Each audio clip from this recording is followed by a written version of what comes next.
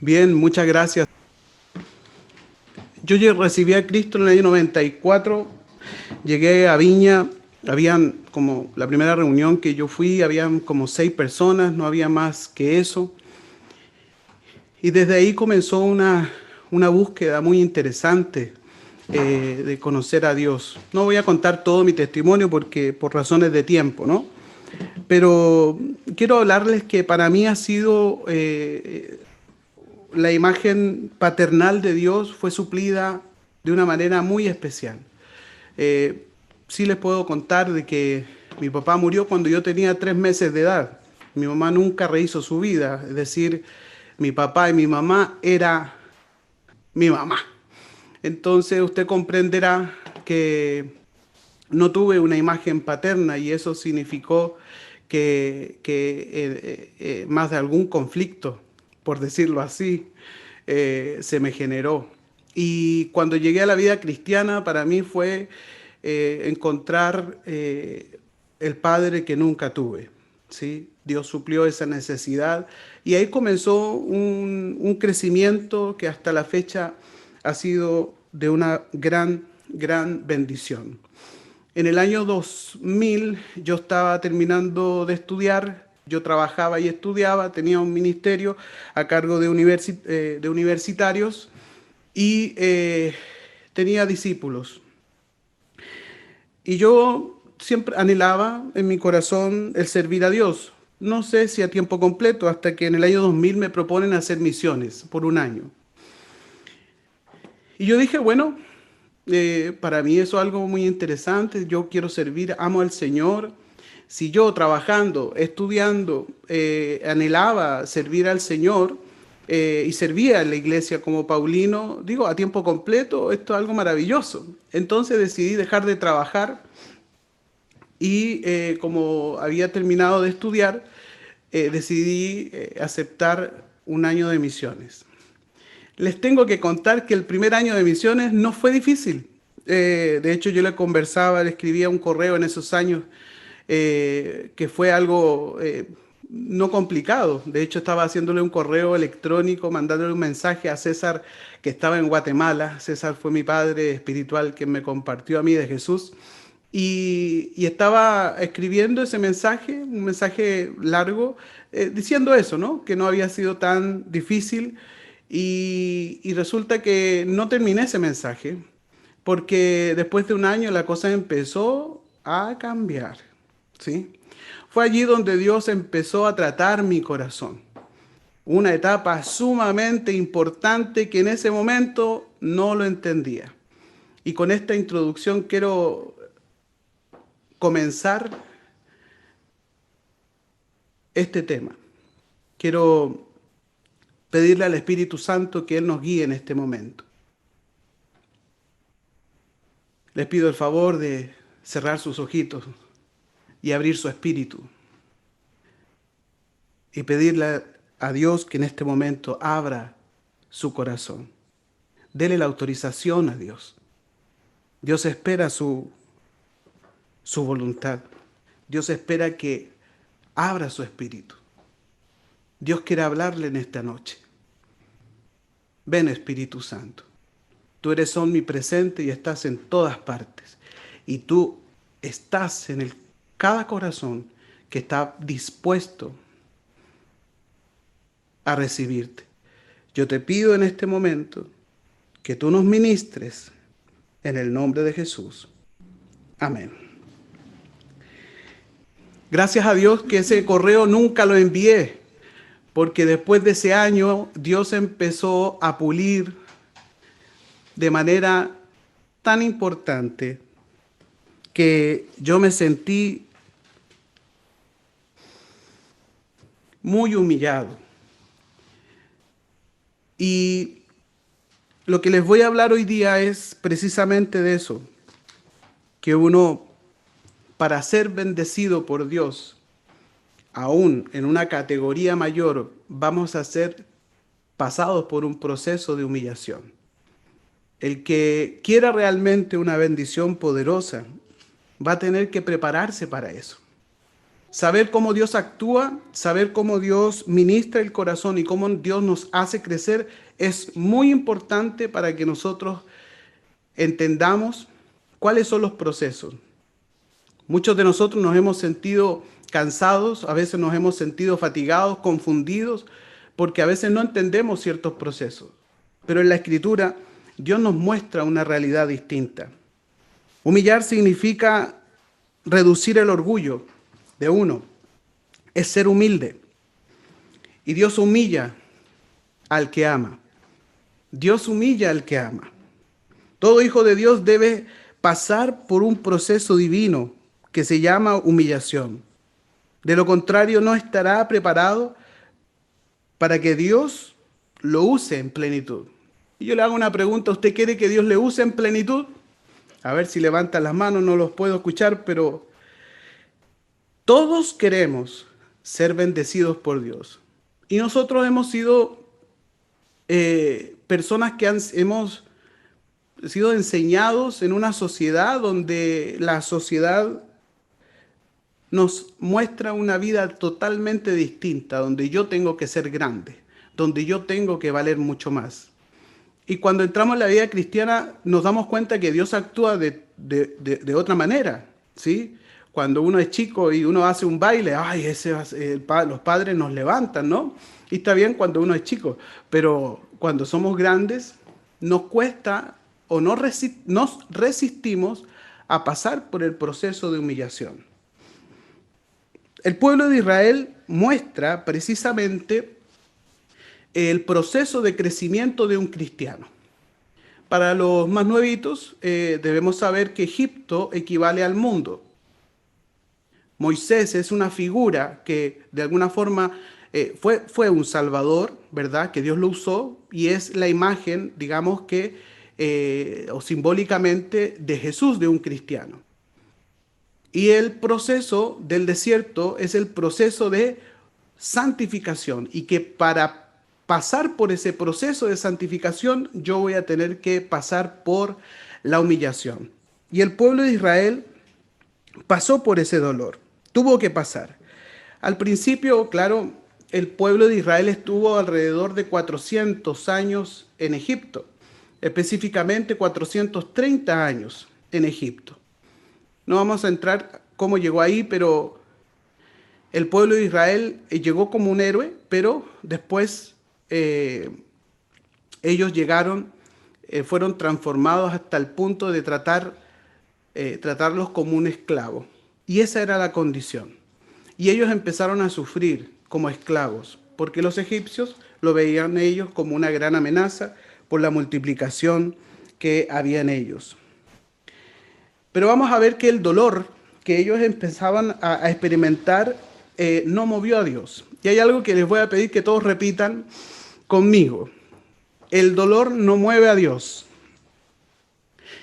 El dolor no mueve a Dios. Qué interesante esa definición, porque muchos de nosotros vemos dolor en el mundo. ¿Quién no ha visto dolor? Es cosa de ver las noticias de cuánto dolor hay en el mundo. Sin embargo, uno se pregunta, ¿dónde está Dios? El pueblo de Israel empezó a clamar, empezó a pedir socorro, y esa actitud fue la que llamó la atención de Dios. Y vamos a ver un pasaje en la Escritura, en Éxodo capítulo 3, del 7 al 8, que nos muestra que precisamente una gran promesa. Dijo luego Jehová: bien he visto la aflicción de mi pueblo, que está en Egipto, y he oído su clamor a causa de sus exactores, pues he conocido sus angustias, y he descendido para librarlos de mano de los egipcios, y sacarlos de aquella tierra a una tierra buena y ancha, a tierra que fluye leche y miel, a los lugares del cananeo, del eteo, del amorreo, del fereceo, del heveo y del jebuseo. Bien, aquí Dios escucha el clamor. Escucha Dios el clamor de su pueblo. Y ante eso, el clamor iba con una actitud de algunos del pueblo de Israel con querer buscar realmente a Dios. Y ahí Dios le da una hermosa promesa. Y que esta promesa se empezó a ver materializada cuando ellos pasaron en un pueblo dentro de Egipto, ellos vivían en un sector que se llama Gosén. Dios no solo los libraría de esta esclavitud, sino que también además los conduciría a una tierra de alta productividad. O sea que de la esclavitud Dios lo iba a llevar a una tierra, o les prometió una tierra que fluye leche y miel. O sea que con poco trabajo, ¿verdad? No como un esclavo que trabajaban mucho y ganaban poco, muy poco. En este caso, la promesa que Dios le daba es una promesa de una gran bendición. Por lo tanto, esta gran promesa es la que todo cristiano recibe cuando acepta a Jesús como Señor y Salvador, ¿sí? Y es una promesa que Dios la da. Dice el versículo de Éxodo, capítulo 8, versículo 3, versículo 23, Éxodo 8, 23. Y yo pondré redención entre mi pueblo y el tuyo. Mañana será esta señal. Dios amparó al pueblo de Israel durante este proceso de plagas. Bien conocemos muchos que Dios colocó plagas al pueblo de Egipto y que protegió al pueblo de Israel. Vemos que vino la plaga de sangre, las ranas, después vienen los piojos, vienen las moscas, viene el ganado, ¿cierto? Que todo esto eran dioses que eran derribados. Úlceras, granizos, langostas, tinieblas y por último la muerte de los primogénitos. Todos estos eran apuntados a dioses que ellos tenían y esos dioses de ninguna forma fueron una protección para el pueblo de Egipto. Mientras esta catástrofe ocurría en el pueblo en Egipto, digamos, en Gosén no pasaba nada. Es decir, desde ahí comenzó Dios a dar una protección maravillosa. Y Dios da primero, antes de pedir. Eso es algo que tenemos que aprender. Dios nunca te va a pedir sin antes dar. Dios nunca te va a demandar a ti construir una casa sin darte los materiales y los planos, el cómo hacerlo. Dios bendijo desde antes a el pueblo de Israel, así como nosotros. Dios nos ha bendecido de muchas maneras. Entonces, el pueblo de Israel evidenció la protección de Dios en estos ataques. Y aquí es donde uno empieza a enamorarse de Dios.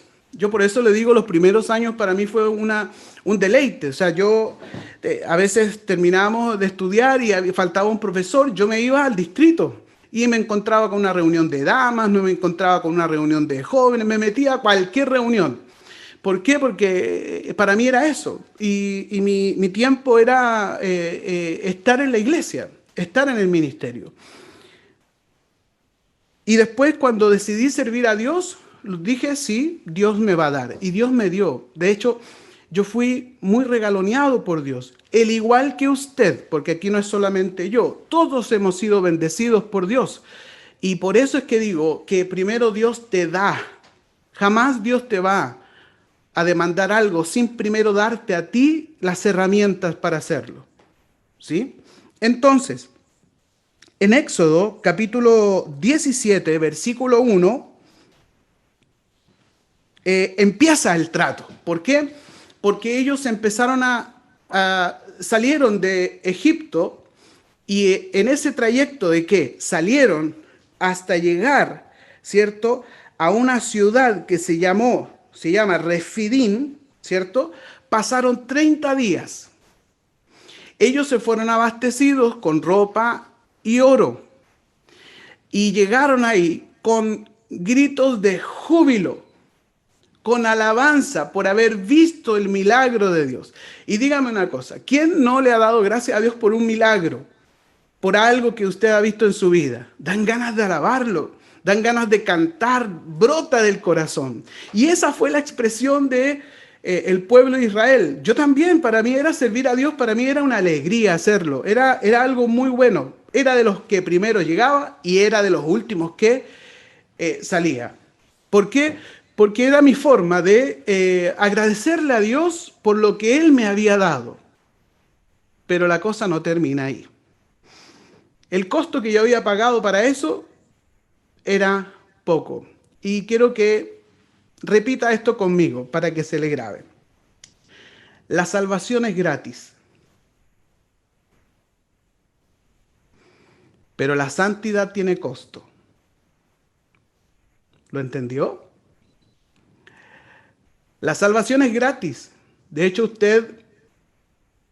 la Biblia dice que si uno acepta a Jesús como su Señor y Salvador de corazón, y lo confiesa con su boca, será salvo. Si yo lo creo y lo confieso con mi boca de corazón, yo soy salvo. Pero la santidad tiene costo. Y ahí es donde vamos a ver la gran diferencia.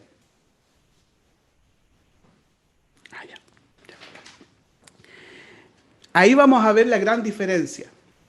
¿Por qué? Porque cuando uno llega a la vida cristiana, a veces no entiende ciertos procesos que Dios tiene con uno.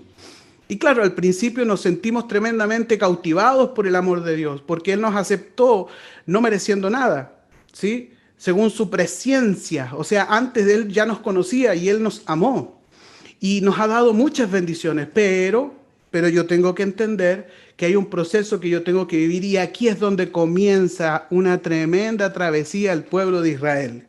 Salieron de Egipto y entraron, ¿verdad?, al desierto y empezaron las dificultades. Mire lo que dice Éxodo capítulo 17, versículo 1.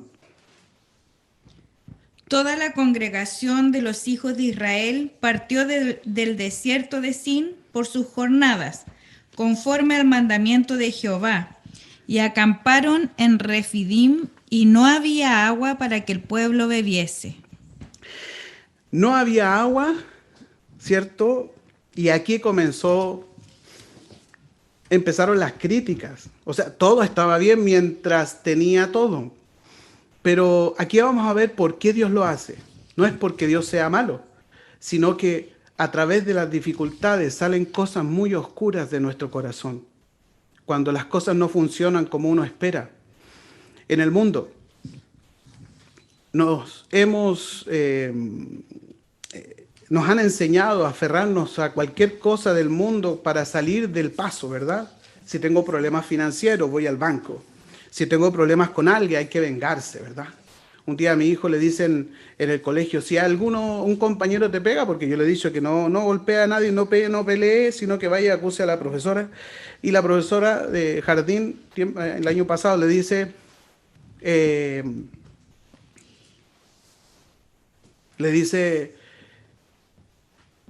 si te pegan a ti, tú también pegas. Y así te enseña el mundo, ¿no? Entonces yo fui, le clarifiqué que tenía que cambiar ese aspecto. Entonces nos enseñan a buscar recursos humanos. Y aquí el pueblo de Israel, acostumbrado a estar en el mundo, en Egipto, tuvo que empezar a purificar su corazón y empezar a encontrarse solo con Dios. Cuando no hay nadie más que te pueda tender su mano. Cuando las cosas que antes tú las solucionabas con tus dones, con tus capacidades, de ahí no pasa nada. Solamente estás con Dios. Entonces, había más o menos, para que usted sepa, ¿no? A modo de curiosidad, no sé. Habían 2 millones de personas del pueblo de Israel que estaban en esta gran caravana, ¿verdad? Yo pensaba que en Santiago se juntaron en el estallido social como 1 millón y tanto, ¿no? 1.200.000, 300. Ya, multiplícalo más o menos por 2. Ese era el tamaño del pueblo de Israel. Y aquí comenzó un trato. ¿Por qué? Porque el pueblo de Israel empezó a mostrar su otra cara. Su cara en la cual Dios empezó a tratar. Y como primer punto, Dios llevó a Israel a una completa humillación. Como primer punto, Dios llevó al pueblo de Israel a una completa humillación. Mire lo que dice Éxodo capítulo 16, versículo 3. Y les decían los hijos de Israel: ojalá hubiéramos muerto por mano de Jehová en la tierra de Egipto, cuando nos sentábamos a las ollas de carne, cuando comíamos pan hasta saciarnos, pues nos habéis sacado a este desierto para matar de hambre a toda esta multitud. Qué interesante la reacción que tuvo el pueblo de Israel. Muchas veces es una actitud nuestra, ¿verdad? Que empezó a anhelar cosas incluso del pasado, incluso olvidándose de su condición pasada. O sea, mejor estábamos antes, mejor estábamos esclavos. El pueblo de Israel llegó, era tanta su dureza, porque una de las expresiones que vemos acá es de infantilismo. El pueblo de Israel era infantil, tenía que pasar un proceso para llegar a la madurez. Y nosotros también pasamos por ese proceso. Cuando yo comencé el tiempo completo, como tiempo completo, y empecé el proceso donde Dios empezó a tratar mi corazón, empecé a tener serias dificultades conmigo mismo, donde veía que las cosas no me funcionaban, donde me encontré yo a la deriva muchas veces y que lo único que yo tenía era a Dios. Lo único que tenía era a Dios. Ahí fue muy importante la ayuda de mi guía espiritual, Freddy, que fue el que me guió y que en algún momento yo perdonen lo que diga, pero con los mocos colgando, decía, es que yo no sirvo para esto, yo no sirvo para esto, me siento que no califico. Y Freddy dice, así con risa, ¿no? Jaja, mira, dice Freddy. Me dice, así Dios te quiere ver, pues, me dice. Te quiere ver rendido, que no confíes en tus capacidades ni en tus dones, sino que tú aprendas a tener esa intimidad con Dios. Empezaron a salir muchas cosas oscuras en mi vida. De hecho, yo dije, siendo tiempo completo, si yo trabajando, estudiando, yo servía al Señor, ¿cuánto más si lo hago a tiempo completo? Pero resulta que ahí fue mi trato. Estoy hablando de mí, usted va a tener el suyo. Dios le va a hacer tratar su corazón en su trabajo, en su familia, con amigos, donde va a tener que enfrentar a veces traiciones, se va a enfrentar a desilusiones, se va a enfrentar a situaciones muy complicadas que antes tal vez usted recurría a esos recursos, pero hoy día no. Dios estaba llevando al pueblo de Israel a una completa humillación. Nos habéis sacado de este desierto, dice el versículo. ¿Para qué? Para matarnos de hambre. O sea, ¿dónde está la alabanza, digo yo? ¿Dónde estaba la gloria? Que ellos decían, gloria a Dios, porque habíamos salido ¿sí? Habíamos visto la transformación. ¿Dónde está ese júbilo? Se espumó. ¿Qué mostró? Un pueblo quejumbroso, murmurador, crítico, criticaba a la autoridad, porque que aquí el que más se llevaba a la situación difícil era Moisés, ¿verdad? Y precisamente el pueblo de Israel nos muestra cómo es el proceso de crecimiento. Es bueno aprender de los errores de los demás, ¿cierto? Inteligente es aquel que aprende de sus errores, ¿cierto? Cuando uno se cae, uno aprende. Inteligente es esa persona. Pero sabio es el que aprende de los errores de los demás. Mire qué interesante. Sabio es el que aprende de los errores de los demás. Usted no tiene que meter los dedos en el enchufe para saber que eso es malo.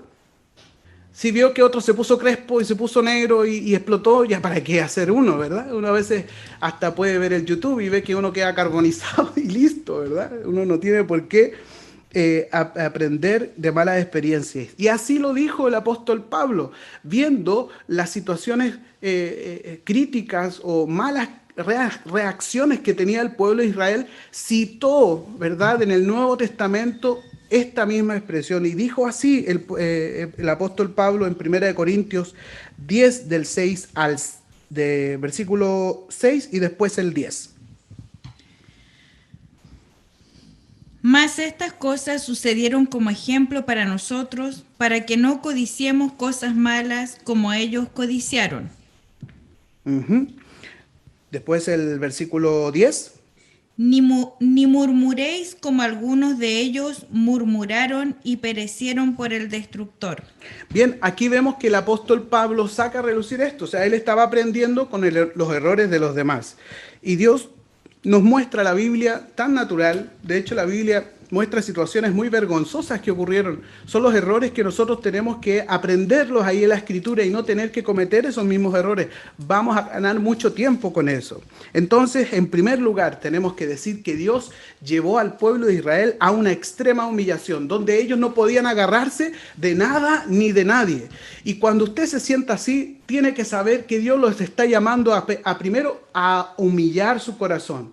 Y humillarse es decir, Señor, yo no puedo, me rindo. Cuando uno levanta las manos y el otro está apuntando con la metralleta, y uno levanta las manos, está diciendo, yo no voy a hacer nada, sino que me rindo a lo que usted me diga. Cuando uno levanta las manos al cielo, está diciendo eso, Señor, yo me rindo a ti, no voy a hacer lo que yo hago. Entonces, como punto número 2, Dios tenía grandes bendiciones para un pueblo, pero el pueblo de Israel no estaba preparado. Tenía que pasar por un proceso. En Deuteronomio capítulo 8, versículo 3, dice así. Y te afligió y te hizo tener hambre, y te sustentó con maná, comida que no conocías tú ni tus padres la habían conocido, para hacerte saber que no solo de pan vivirá el hombre, mas de todo lo que sale de la boca de Jehová vivirá el hombre.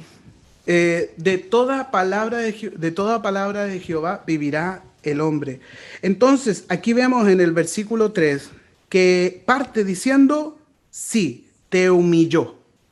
Y le voy a hacer una pregunta para todos los que le echan la culpa a los demás, porque el pueblo de Israel, ¿a quién le echaba la culpa de su condición, de su queja y sus circunstancias difíciles? A Moisés. Tú que nos trajiste, ¿verdad? Y ninguno decía que si Dios era, porque aquí quien estaba ocasionando eso era Dios, porque aquí claramente comienza el versículo 3, dice, sí, te humilló, ¿sí? Permitiendo que pasaras hambre. Ya no le eche la culpa al profesor, no le eche la culpa a su guía espiritual, no le echemos la culpa a nuestro jefe, no le echemos la culpa a nuestros familiares por la condición que usted está viviendo. Dios tiene un trato con usted. Así como Dios tenía un trato. Yo no le podía echarle la culpa a mi líder, yo no le podía echar la culpa a la gente, y Dios permitió que yo viviera y me sintiera así.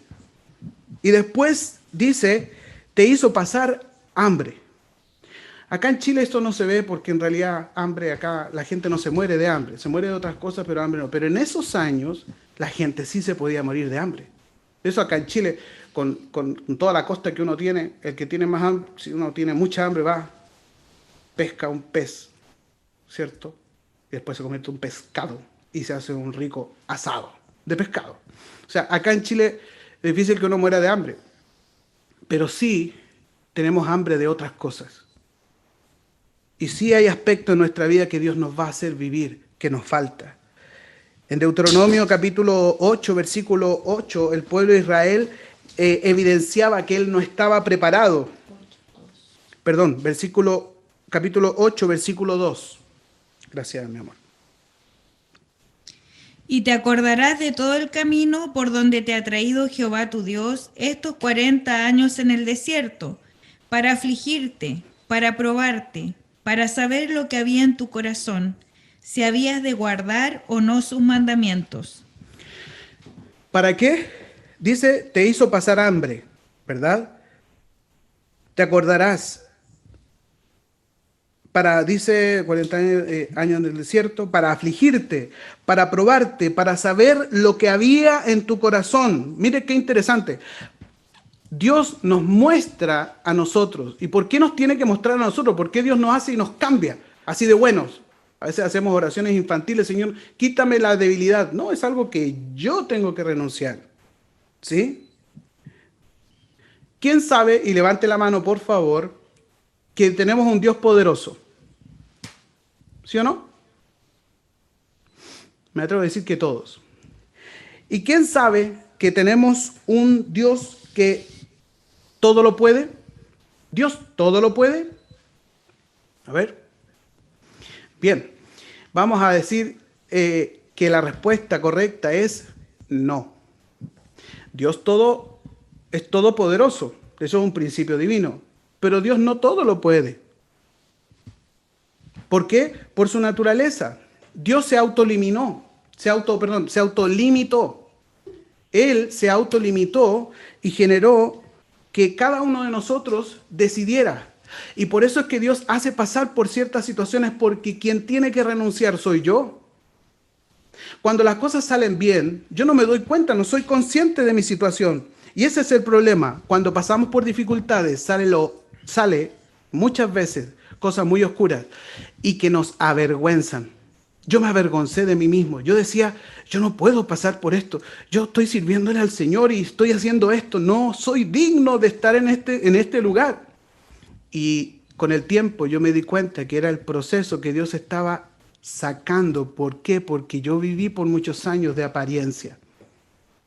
Viví muchos años de apariencia y Dios empezó a tratar mi vida, empezó a purificar y me empecé a ser consciente de cosas que no eran buenas a los ojos de Dios. Y yo tenía que tomar la decisión ¿de qué? De cambiar, de decir yo renuncio a...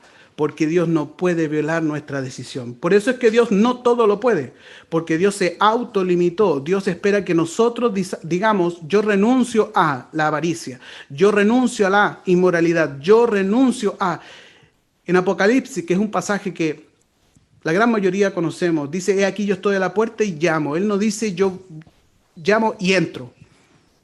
Él dice el que abre la puerta. O sea, Dios espera nuestra voluntad. Dios entonces espera que de manera voluntaria cedamos. Entonces, el pueblo de Israel demostraba aquí que no estaba preparado. Dice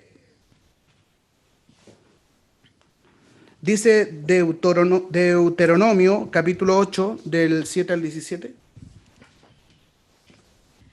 Porque Jehová tu Dios te introduce en la buena tierra, tierra de arroyos, de aguas, de fuentes y de manantiales que brotan en vegas y montes, tierra de trigo y de cebadas, de vides, de higueras y granados, tierra de olivos, de aceite y de miel, tierra en la cual no comerás el pan con escasez, ni te faltará nada en ella, tierra cuyas piedras son hierro y de cuyos montes sacarás cobre, y comerás y te saciarás, y bendecirás a Jehová tu Dios por la buena tierra que te habrá dado.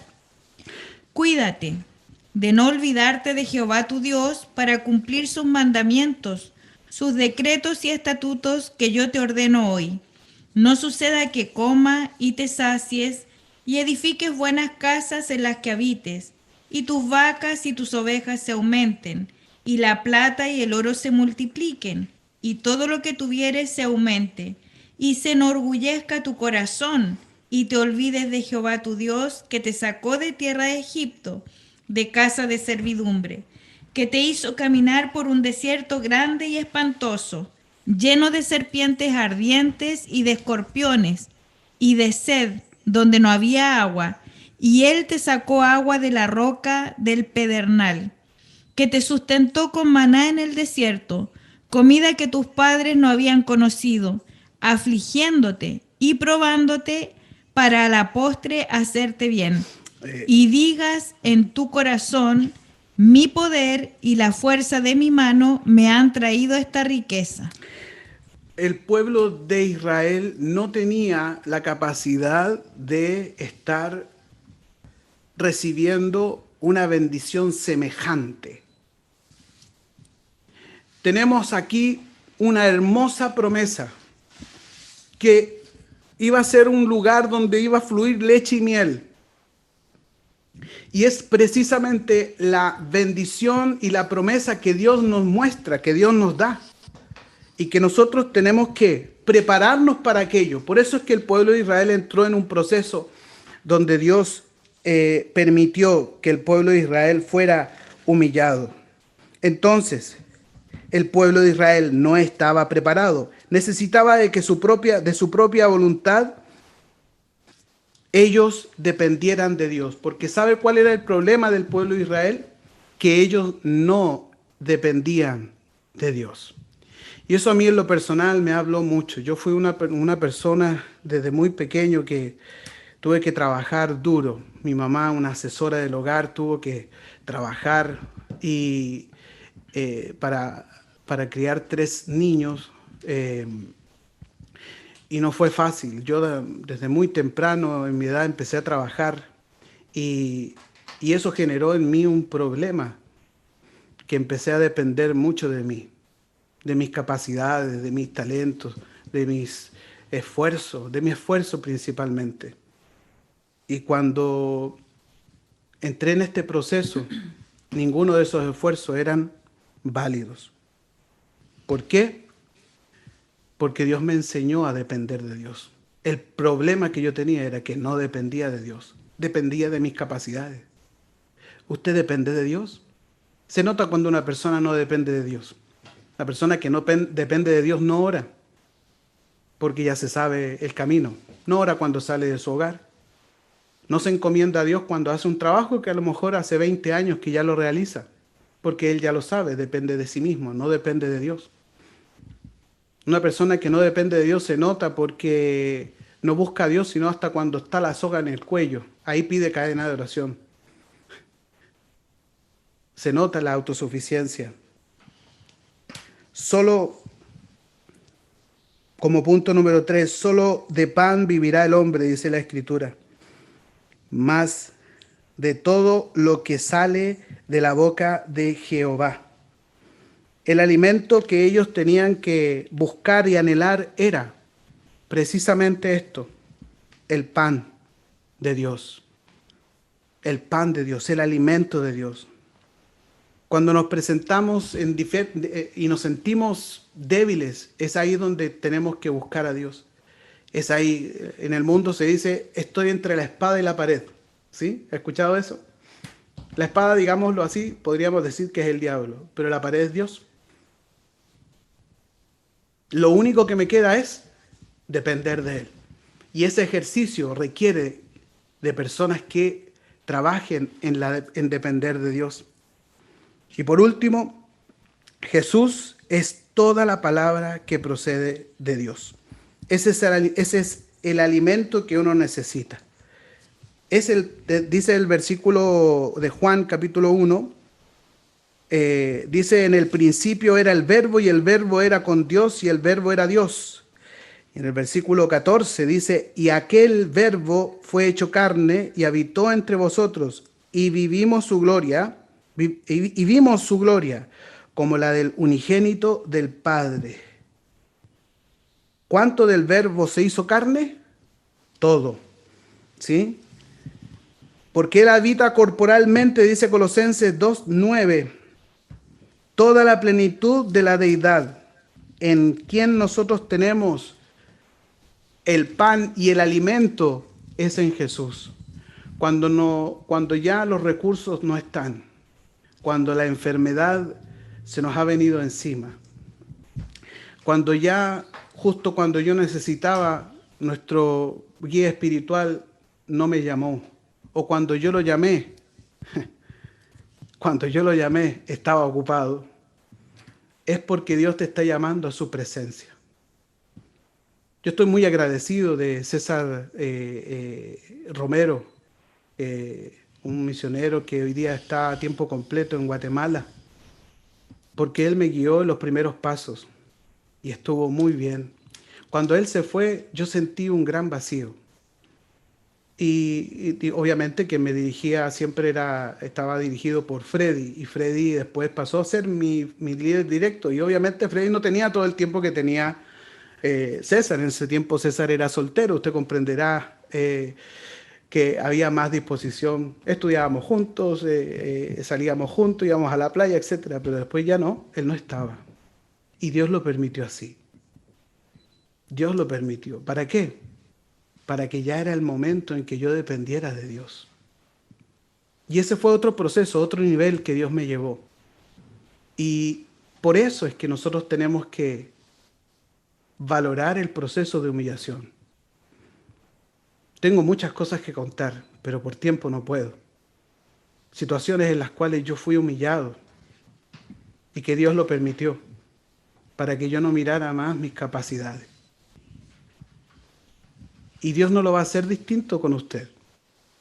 Dios ha permitido situaciones en su vida para que usted vea que no se agarre de nada y de nadie, sino solo de Él.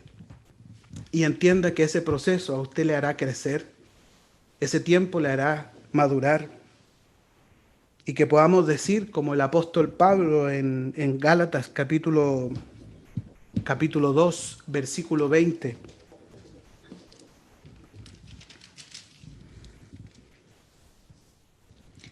Con Cristo estoy juntamente crucificado, y ya no vivo yo, mas vive Cristo en mí, y lo que ahora vivo en la carne, lo vivo en la fe del Hijo de Dios, el cual me amó y se entregó a sí mismo por mí.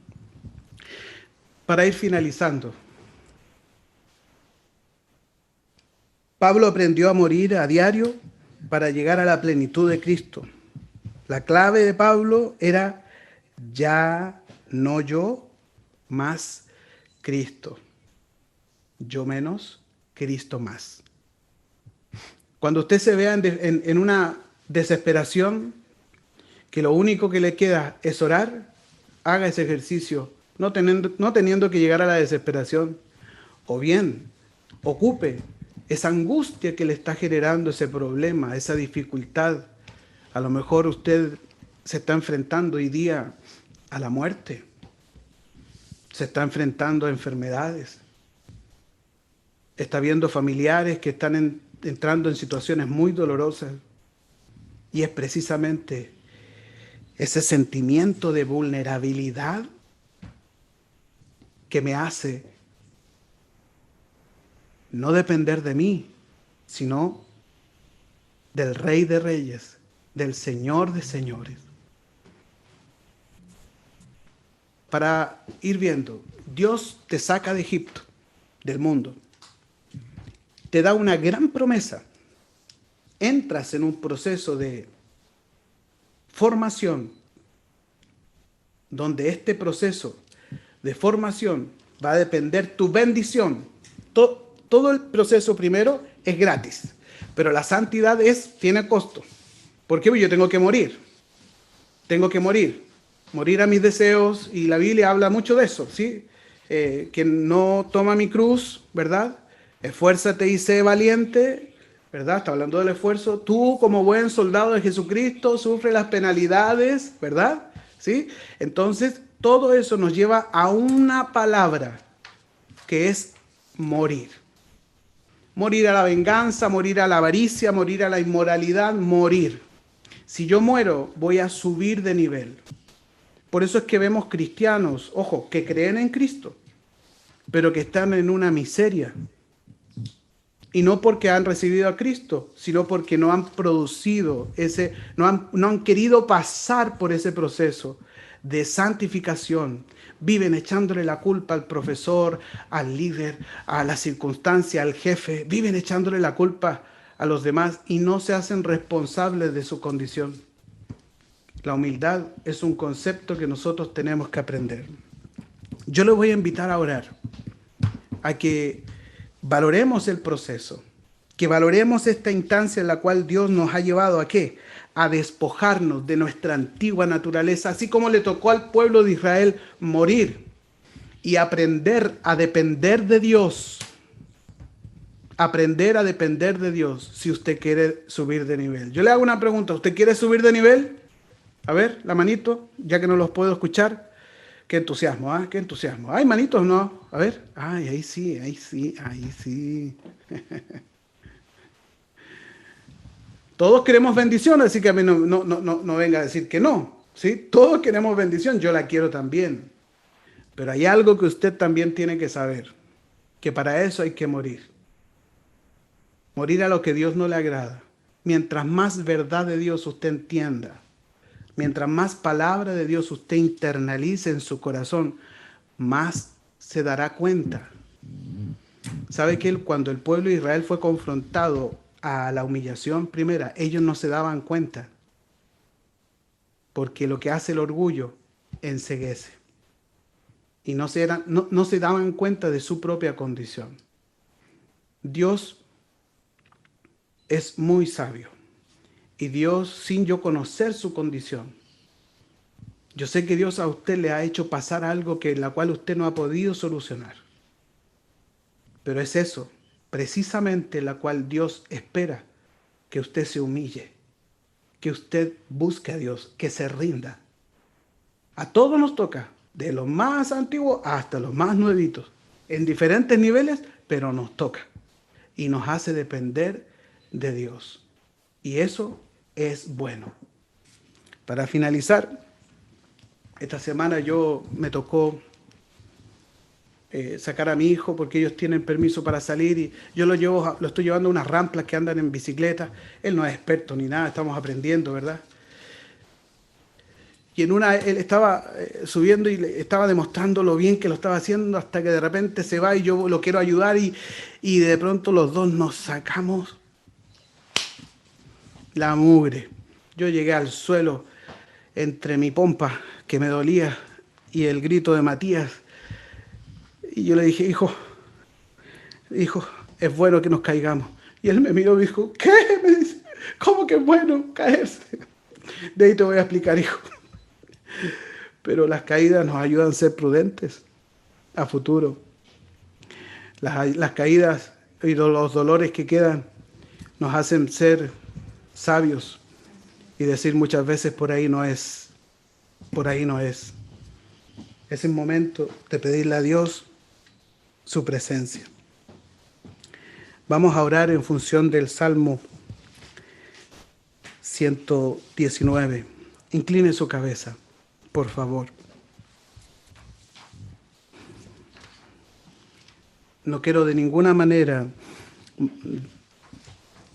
menospreciar su situación. Su situación es una tremenda universidad que Dios ha colocado y ha permitido para que usted crezca, para que usted madure. Valórelo. Valore lo que no le ha funcionado. Y no se quede ahí, sino que busque a Dios. Señor, en este momento vamos delante de ti para pedir tu ayuda, para pedir tu presencia. Llénanos ahora, Espíritu de Dios. Llénanos ahora. Porque han habido muchas veces, Señor, situaciones en las cuales tú me has avergonzado. Tú, Señor, has permitido que yo no haya podido. Y yo no le he hecho caso, Señor. Perdóname. Pídale perdón a Dios. Porque usted muchas veces se ha justificado y le ha echado la culpa a otros de su condición. Y hay algo que usted debe saber. Que su problema es entre usted y Dios. Su situación es entre usted y Dios. Y si hay alguien que tiene que cambiar, no es Dios. El que tiene que cambiar es uno. Si usted no ha valorado esos procesos, si no ha valorado esos procesos de humillación, es el momento de abrazarlos y decirle, Señor, yo me rindo aquí. Lo tomo y me rindo a ti.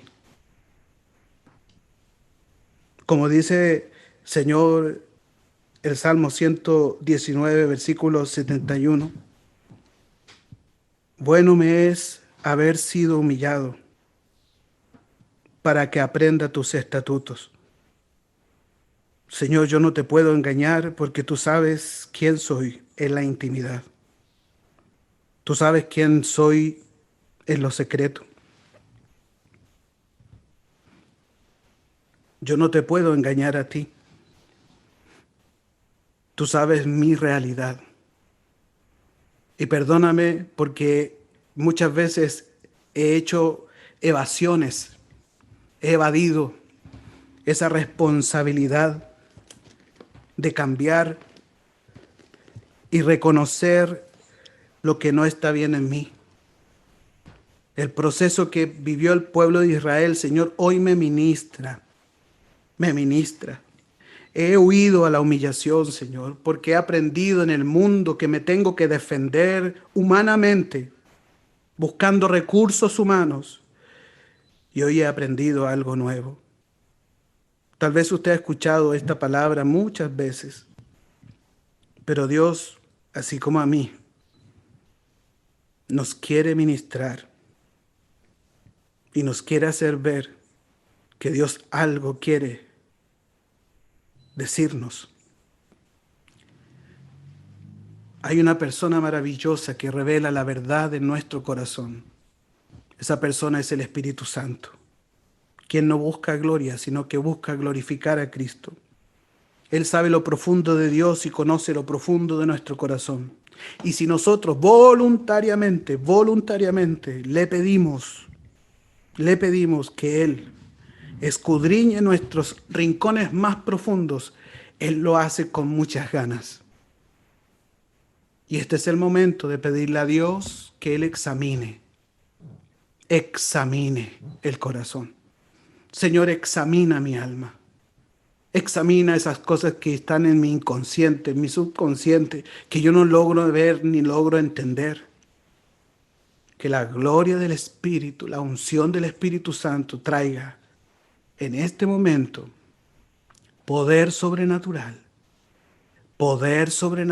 que fluya el poder de Dios y te haga ver, te haga entender la verdad de Dios. El Espíritu Santo tiene esa capacidad de llegar al corazón y mostrarnos a nuestro consciente lo que no está bien. No te sorprendas si ahora el Espíritu Santo, durante este tiempo, el Espíritu Santo te muestre las causas y te muestre las razones por qué estás viviendo lo que te está pasando. Este es el momento en el cual tú le puedes pedir al Espíritu Santo, muestra mi realidad, muestra mi corazón. Quiero aprender a rendirme a ti, porque cuando estoy en tu presencia mis ojos son abiertos. Esto el mundo no lo entiende, porque se han de discernir espiritualmente, pero es el Espíritu Santo el que convence de pecado. Es el Espíritu Santo que convence cuando yo no estoy bien. Ya no luches con tu esposa. Tú ya no luches con tu esposo. Ya no luches con tus hijos. Mira tu realidad. Ya no luches con tu jefe. Mira tu realidad. Cambia tú. Y si Dios te demanda algo, primero Dios te va a abastecer. Y hoy Dios nos ha abastecido. ¿De qué? De esa maravillosa persona que es el Espíritu Santo. Pido ahora, Espíritu Santo, que desciendas tú y llegues al corazón de aquellas personas que tienen sus manos rendidas a ti y que no solamente esas manos representan algo físico, sino que sus corazones voluntariosos, sus corazones están abiertos en este momento para que sean ministrados en este instante. Tú que has oído muchas veces de la humillación, que te has avergonzado de ella, este es el momento de decirle, Señor, yo no puedo. Para que Moisés haya llevado a un pueblo, al pueblo de Israel, a guiarlo al desierto, él mismo tuvo que pasar por la humillación. Él mismo tuvo que ya no depender de Egipto. Él estuvo 40 años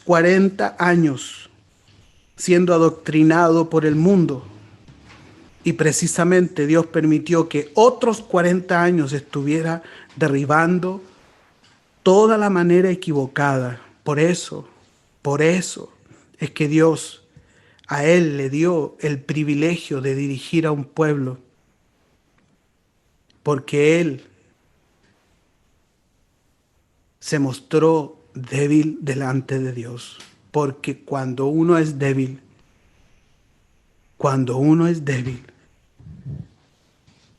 Dios nos fortalece. Entregue su alma. Dios en este momento te está llamando a rendir ese corazón a Él. Entrégale las llaves de tu corazón. Ese es el costo que uno como hijo de Dios tiene que pagar. Dios te ha dado mucho. Dios te ha dado mucho sin merecerlo. Eso se llama gracia. Pero también Dios te está demandando a morir. Muchos se han salido de las filas porque no están dispuestos a morir. Así como el joven rico que se entristeció por lo cual tenía que renunciar y entregar. Yo en este momento rindo mi alma a ti. Quiero estar en tu presencia. Dame hambre de ti. Dame hambre. Quiero tener más de ti, Señor. Más de ti, Dios del cielo. Adora al Señor. Piensa en la letra de esta canción.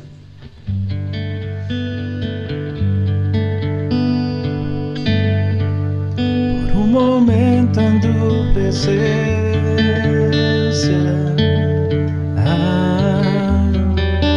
por un instante de tu amor, por un destello de tu gloria, por un minuto nada más, todo daría, no importaría lo que tenga que pasar, lo que tenga que esperar. Tengo hambre de ti, de tu presencia, de tu fragancia, de tu poder. Hambre que duele, que debilita, que desespera por ti.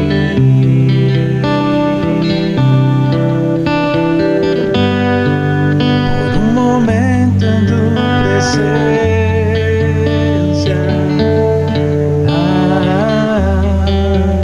por un instante de tu amor,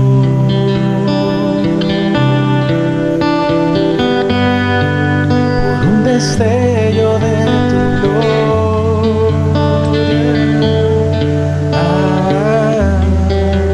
por un minuto nada más, todo daría, no importaría lo que tenga que pasar, lo que tenga que esperar. Tengo hambre de ti, de tu presencia, de tu fragancia, de tu poder. Hambre que duele, que debilita, que desespera por ti. Tengo hambre de ti, de tu presencia, de tu fragancia, de tu poder. Hambre que duele, que debilita, que desespera por ti.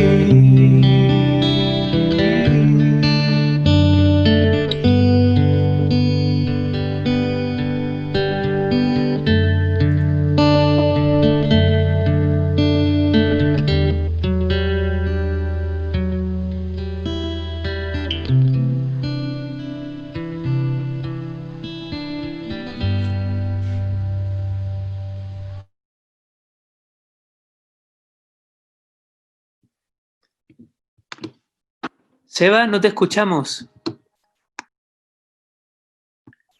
Ahí sí, gracias.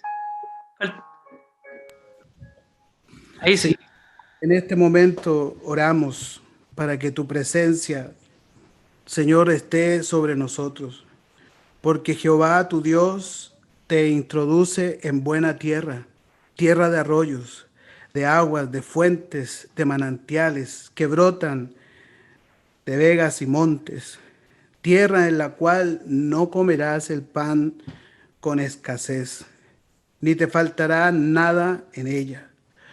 Cuídate de no olvidarte de Jehová tu Dios. No suceda que comas y te sacies y edifiques buenas casas, y tus vacas y tus ovejas se aumenten, y la plata y el oro se te multipliquen, y se enorgullezca tu corazón, y te olvides de Jehová tu Dios, que te sacó de tierra de Egipto, de casa de servidumbre, y digas en tu corazón: mi poder y la fuerza de mi mano me han traído estas riquezas. Señor, en este momento queremos encomendarte a ti, queremos pedirte a ti esta ayuda. Ayúdame, Espíritu Santo. Ayúdame a entender el propósito por el cual tú me has llamado. Enséñame, abra su espíritu. Si usted ha ido detrás de cosas que Dios no quiere, muera eso. Si usted ha ido detrás, ha alimentado su corazón a cosas que Dios no quiere, este es el momento para pedirle a Dios perdón y empezar de nuevo y decirle: Señor, yo rindo mi corazón. Quiero más de ti, más de tu presencia. Ore al Señor, diciéndole a Él: más de ti y menos de mí.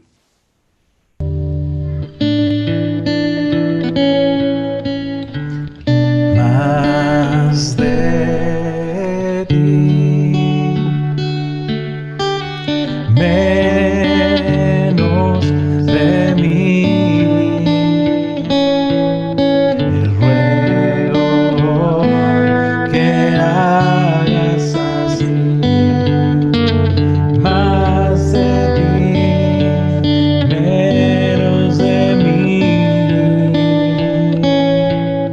Y más de ti, menos de mí. Y ruego hoy que hagas así.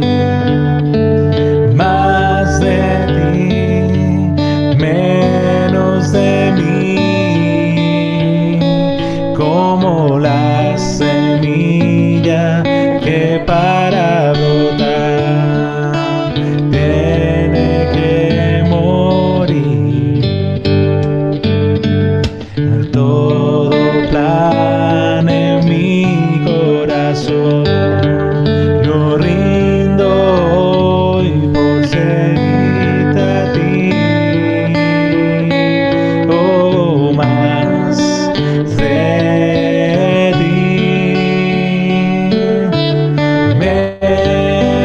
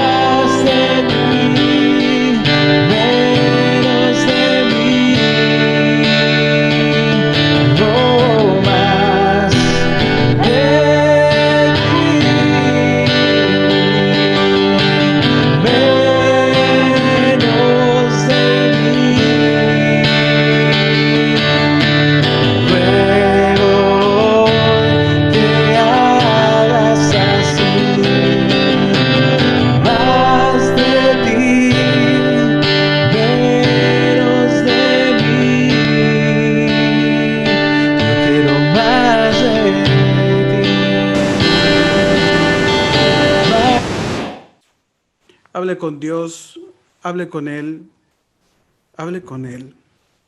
Si usted se ha visto en este tiempo quejumbroso, si se ha visto quejándose por su situación, pídale perdón a Dios. Si ha criticado a otras personas por su condición, pídale perdón a Dios. Y dígale en este momento: Señor, ayúdame a entender lo que tú tienes para mí. Y ayúdame a recibir ese alimento que solo en ti encontramos. Porque tú me has permitido que yo no encuentre solución humana. Pero hoy, Dios del cielo, yo recibo de ese alimento que eres tú, Jesús. Tú eres nuestro alimento, tú eres nuestra fortaleza. En ti encontramos, Señor, las respuestas a mi corazón. Tú eres mi alimento, tú eres mi pan, tú eres mi luz. Y en el nombre de Jesús yo renuncio a toda dependencia de Egipto. Renuncia a Egipto, renuncia al mundo y empodérese de Dios en este instante. Que sean ríos de agua viva fluyendo sobre usted.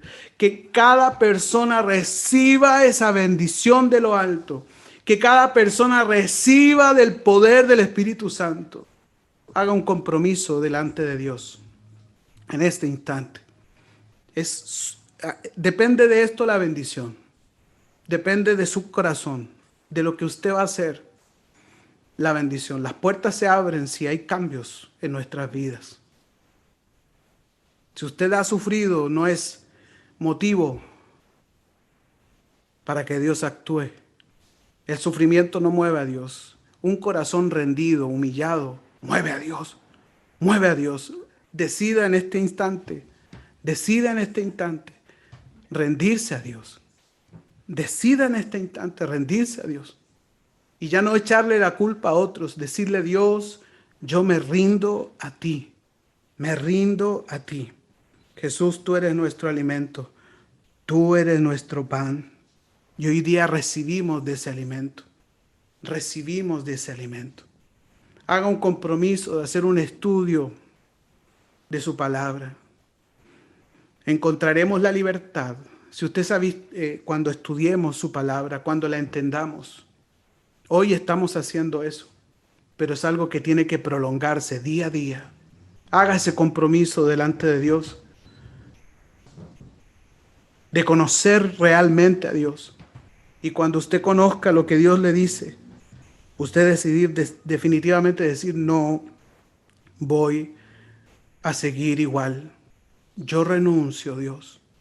Yo renuncio a mi antigua manera de vivir. El costo de morir también precisamente generará una bendición. Hambre que duele. Hambre que duele, Señor, que debilita. Queremos más de ti, como decía la canción, Señor, como la semilla que para brotar, cántela, tiene que morir. Todo plan en mi corazón.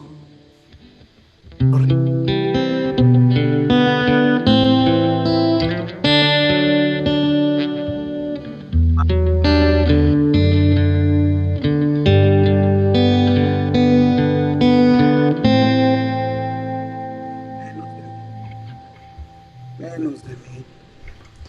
Más de ti,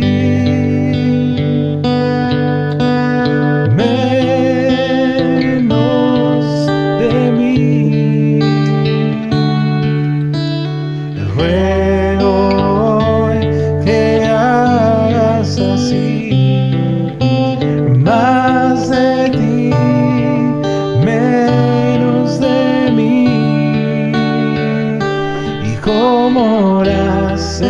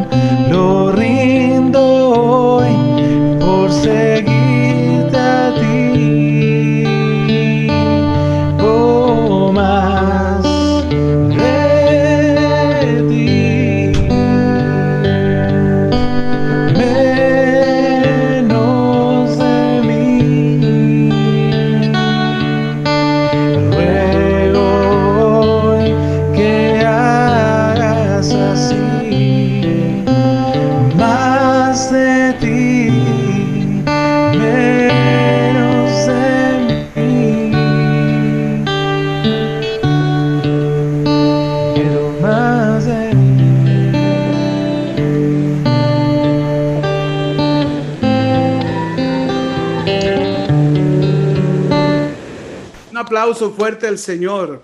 Eres digno de adoración. Amén.